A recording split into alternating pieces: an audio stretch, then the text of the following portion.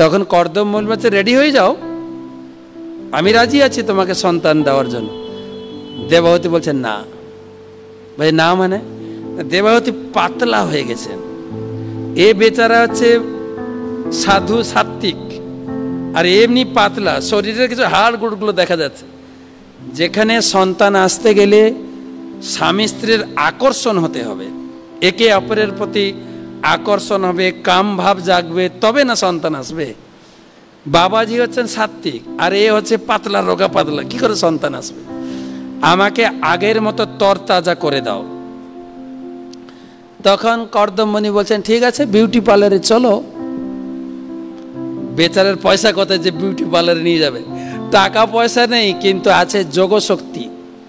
10,000 বছর তপস্যা করেছেন না। তখন বলছেন স্ত্রীকে, এই যে বিন্দু সরোবর, মানে আছে বিন্দু সরোবর, ভগবান নেত্র থেকে তৈরি, এই বিন্দু সরোবরে ডুব দাও। যেই বিন্দু সরোবরে ডুব দিয়েছেন, 1000 যুবতী দাসী এসে গেছেন তার সেবা করার জন্য। কেউ জটা খুলছেন, কেউ শ্যাম্পু মাখাচ্ছেন, কেউ জানি না তখন শ্যাম্পু ছিল কিনা, তৈলমর্দন লেখা আছে, তৈলমর্দন করছেন, পানীয় খাওয়াচ্ছেন, তরতাজা করতে হবে তো। তারপরে জল থেকে বেরিয়ে এসছেন যেন একদম পাক্কা বিউটি পার্লার থেকে বেরিয়ে।